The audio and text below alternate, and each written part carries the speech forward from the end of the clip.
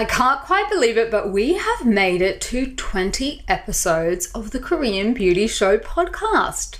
So for today's episode, I'm going to be discussing something a little bit different, and that is launching a new K-beauty brand. At Style Story, we are celebrating the launch of our first in-house brand, Jellicoe, and today I'm going to take you behind the scenes to talk about how we did it, why we did it, as well as some of the trials and tribulations along the way. Welcome to the Korean Beauty Show, where we're talking all things Korean skincare, makeup, and more. If you want to learn about the hottest trending products and ingredients straight from South Korea, then this is the podcast for you. Each week, we'll be diving in to take a look at the latest trends, as well as all the tips and tricks you need to perfect your K-beauty routine. I'm your host, Lauren Lee, professional K-beauty expert and founder of Korean beauty platform Style Story.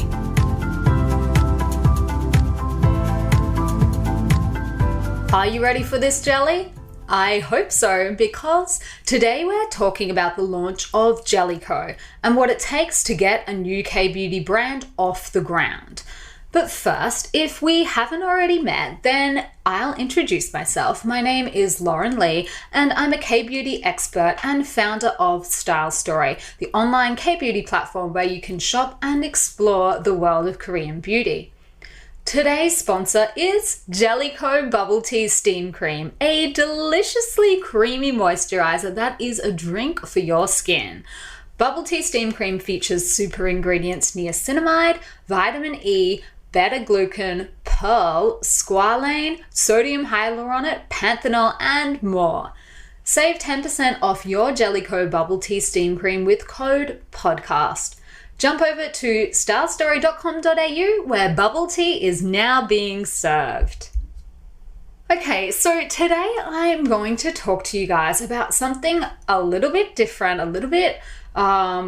different from the kind of things that we've been talking about on the show up until now, and that is launching a new K-beauty brand and what it takes.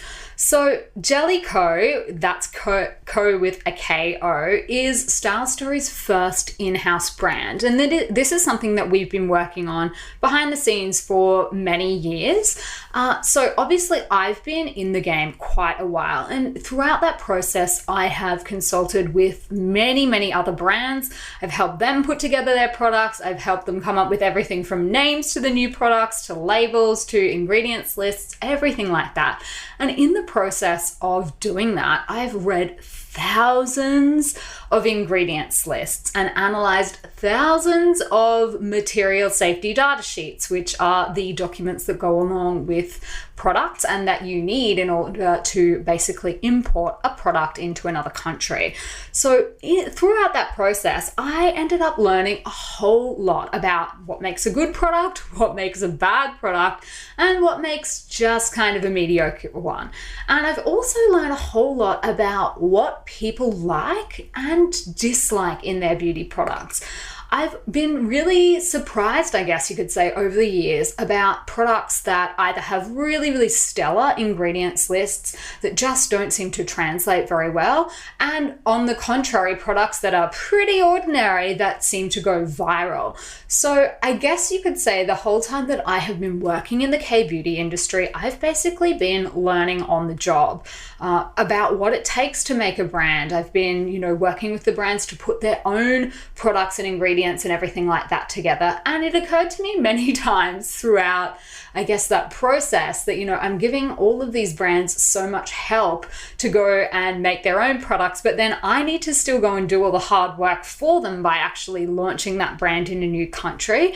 And, that is definitely not an easy process to launch a new brand, to market it to people, and to work out, what makes people tick and how they're going to respond to a brand and things like that. There have been plenty of brands that I have seen over the years that have a really great product and it just basically tanks and does not perform very well. It doesn't sell, and then the brand sort of disappears, or then they move on to another market, and that's pretty much part and parcel of being in business to a certain extent. but it has given me a really, really great, I guess, lesson without ever having, attended, cosmetic chemistry school or anything like that, although that is something that I am looking into doing just because it's an interest of mine. But you do, when you read as many documents about the products and things like that, and about the chemistry and the chemicals and everything in them as I have, you learn a lot about, what goes in to make these products and what makes a really good one and what makes a bad one. Now, the second reason why I always thought that I would end up making our own products is because of Australia's cosmetic regulations. So Australia has a really robust set of regulations about what can and can't be sold in Australia, how they can be marketed, the kinds of claims that you can make, as well as the ingredients and things like that that can be included in products. And in fact, many countries have this. Australia is definitely not alone. America has exactly the same thing. And cosmetic regulation is different in all countries, including Korea. So I have learned a lot about Korean cosmetic regulation over the years, the labeling laws and stuff like that in Korea, and how and why they're different from Australia. So there are just so many products that unfortunately cannot be sold in the Australian market. And one example of that was in the Australian media in a pretty big way in the last week was a couple of products from the brand The Ordinary. So The Ordinary, a really, really popular brand, and this week there was news that broke about fake The Ordinary products circulating in the Australian market. And the reason people were able to spot this really easily is because the products that they were circulating or distributing were not legally allowed to be sold in Australia. So the person obviously didn't realize this, accidentally put them out for sale, and then in the process it was discovered not only were they not allowed to be sold in Australia, but they were fake. So a bit of a disaster for the store involved in that, and it's one of the big ones in Australia too. But unfortunately, there are many Korean beauty products like that as well, including things like Korean sunscreens. So unlike in the States, where, a lot of Korean sunscreens have been able to make their way onto the market, Australia's cosmetic regulation is very different, and no Korean sunscreens that I know of have ever actually been approved by our TGA, which is the equivalent of the FDA. So none of them are actually legally allowed to be sold here. Now, some people do sell them illegally, whether, knowingly or not. But technically, I've never heard or seen, and there's a register that you can go and check pretty easily online to see what products have been registered. And none of the big Korean brands have, ever gone through that process. Now, that's obviously probably because Australia is quite a small market in the scheme of things for them, so it might not make a lot of sense. It's quite an involved process that involves submitting lots of different documents. You need to nominate a sponsor. It is an investment of time, effort, and money. And, you would want to make sure that your products are going to be selling if you're going to take the time and effort to actually put them on the register to list them. I do know that Leah Yu had the same problem introducing her Crave sunscreen into the US. My understanding is that she used some sunscreen filters that are approved in Korea but are not approved in the US. So she couldn't market the product as a sunscreen, and it's been being sold as something else, maybe a moisturizer or something like that. So there are plenty of products containing certain ingredients like arbutin, which many Korean BB creams have in them, that we've had to say no to over the years because they're not allowed under Australian regulation. So I guess basically this is a really long-winded way of saying we've had to say no to so many products and brands over the years that have ingredients in them that either can't legally be sold here in Australia at all, or they can't be sold in the percentages that cosmetic formula had them in. And oils are a pretty big one for this. So, that has been a constant source of, I guess, stress and irritation for us at Style Story because, we can't get away with illegally selling products like that, or, bringing products in that don't have the right cosmetic ingredients and things like that, because, we want to be industry leaders in the industry and not just selling, willy-nilly everything. So that definitely factored into the decision to then come up with our own formulas that we knew 100% are totally fine, comply with all of the Australian regulations that they need to, and don't have any of these chemicals or ingredients in them that need all this extra documentation to be tested or have unapproved, chemicals in them, basically, that a lot of Korean beauty products do have from time to time, just because they're innovative and they're doing, new things and introducing a lot of new stuff. That can be a little bit of a problem in some countries. So before I get into another couple of the reasons why we finally decided to make our own brand, I'm going to announce the winner of the $100 AUD Style Story gift voucher. And that was this review that was left on the 14th of September. It says, "I'm enjoying this podcast so much. It's so genuine, honest, and nurturing. I'm a guy that has been so interested in skincare since I was a kid. My mum always helped, and this podcast makes me feel included. I've been using Japanese, Korean, and Western brands like La Mer. This is helping me find what is best, not just for my skin, but also for my friends and family. I cannot wait for more and to see where this goes. Well done." So thank you so much. You were the winning review. So we threw all of them into a hat and this was the one that we pulled out. So please get in touch with our team at stylestory.com.au to claim your $100 AUD gift voucher. That is so exciting. Thank you very much to everyone who left a review. I personally read through them and it was so nice to hear what you guys are thinking and the things that you have been picking up and liking from the podcast.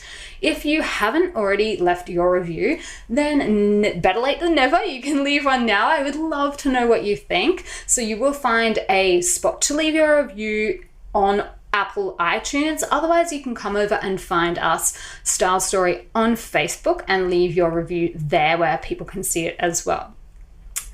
All right, so on to the third reason why we decided finally to come out with our own line is because of reformulations and discontinuations. So anyone that has been using Korean beauty products for a while will be pretty familiar with the cycle of reformulations and discontinuations. And this is a constant source of stress for us as distributors because we have to spend the time and money to analyze the ingredients lists all over again. Check that they comply with all Australia's cosmetic regulations, which, let me tell you, is not a short process. And then we also have to break the news to customers, many of whom are not happy about products being reformulated.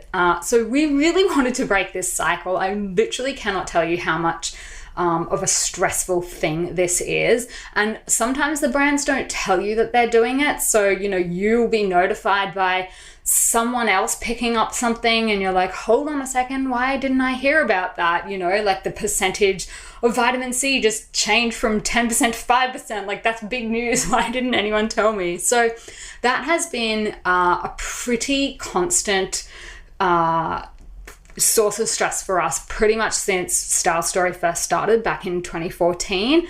The cycle of reformulations and then products just being completely discontinued altogether is across all brands. I mean, the other thing that is really common too is packaging upgrades.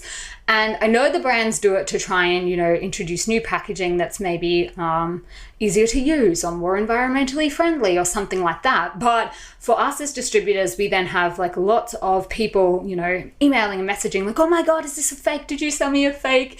It can be really confusing for consumers when the packaging changes on their products. So that really was another reason why we decided to come out with our own line, is because we wanted to kind of break this cycle. I know for myself personally and heaps of our customers, they really do like using the same product once they've found something that really works for their skin. And it's very upsetting to people when things do go, either the ingredients lists totally change or the product is just discontinued altogether. So that was another big one for us. Now, the other reason, of course, is that we wanted to make a brand that we wanted to use. So the combination of Korea's design innovation and skincare technology with a fun brand concept that makes you look forward to using it every single day. That was our brand concept for Jellicoe. So the thing that first attracted me all those years ago to K-beauty was that whole thing of, oh my God, I really, really want to use this product. Everything from the way they smelt, the way they looked, to how innovative they were. Like, it was just like stepping into, Alice in Wonderland and falling down the rabbit hole. And that was the kind of brand that I wanted to make. It's something that you're just like, I have to use this. I want to use it, and I'm looking forward to doing my skincare when I get home because of this product. So a lot of the Korean brands that I'm seeing these days, particularly on the ground in Korea, are like carbon copies of each other. They seem to have a propolis line. It's like a requirement to have a Cica or a Centella line. They have an AHA, BHA line, which in Korean is called AHA BAHA. So an AHA BAHA line, then they have to have a ceramide line, a tea tree line, a Dr. something line, a troubled skin line. And as I guess a distributor and someone seeing it on the ground in Korea, it can be a little bit like, isn't anyone doing anything else these days? Like, very much the same kind of things are trending in Korea. Now, not all of those do make their way over to the overseas markets, obviously, because I think we've already spoken in a previous episode about how the trends overseas are different than the trends on the ground in Korea. But nevertheless, when we're trying to decide what kind of things we're going to curate and bring over to Australia, like year after year, to just seeing yet another ceramide line, yet another Centella line, yet another,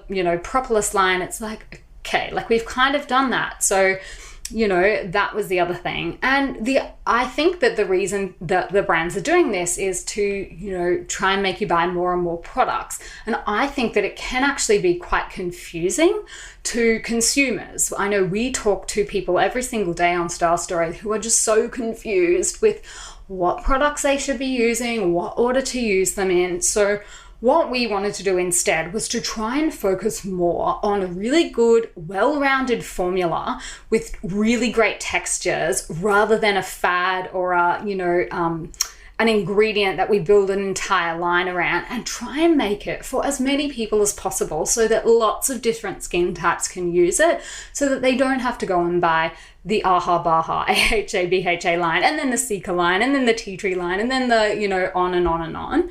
So that was why we have decided to launch our brand. And our very first product is bubble tea steam cream. So bubble tea is a favorite drink of mine and has been for many, many years. And the idea behind the product is basically to just have something that is a hydrating drink for your skin. So just like you would drink a bubble tea and, get excited because it's so fun with the little bubbles, you really have a good time while you're drinking the drink. You maybe want to take a couple of photos of it, and then it's super hydrating. We wanted to do that, but in a cream form. So we've tried to replicate our idea of what milk tea, bubble tea is, into this moisturizer. And because you guys know I have really super reactive, sensitive, and dry skin, we wanted to make a product that would be good across a wide range of different skin types. So we've tested it on oily skin, we've tested it on normal skin, we've tested it on mature skin, we've tested it on my skin, which usually if it can pass my skin, that's going to be the most difficult. So we have tested this for a very, very long time. We have been through so many different formula changes. The process of creating a single skincare product is so long. It has to pass through so many different steps. It has to pass through so many different stability tests and things like that. So we were really lucky to work with one of the best cosmetic formulators in Korea. And we actually worked with them on the formula, and we made heaps of changes to it as we were going along. We weren't happy with this, that, and the other. And then obviously we had to make sure that everything in the formula was going to be fine to be brought into Australia with no problematic ingredients. So that necessitated a few more changes to the formula, just with some really new ingredients that hadn't been registered yet in Australia. So we made sure we took them out to avoid any problems. So the finished product I am so happy with. It was definitely worth all the stress and the sleepless nights and everything like that. I would love for you guys to come and check out. We are still in the process of setting up a website, but we do have an Instagram page, which is at jellyco with a K-K-O _official. So at jellyco _official. And you can come and have a look at the product and see what it looks like. And don't forget also to use the code podcast if you would like to get 10% off your bubble tea steam cream. So that is just a little bit of information and detail about what went into the decision to launch our own brand. If this episode was interesting to you, if you would like to know more about launching a brand, or the process or anything like that, I'd be really happy to cover that in another episode of the podcast if that's something that you guys want to hear about. So do let me know. Other than that, I will talk to you guys next week. Next Tuesday, we have another jam-filled episode of the Korean Beauty Show podcast. And until then, I will speak to you next week.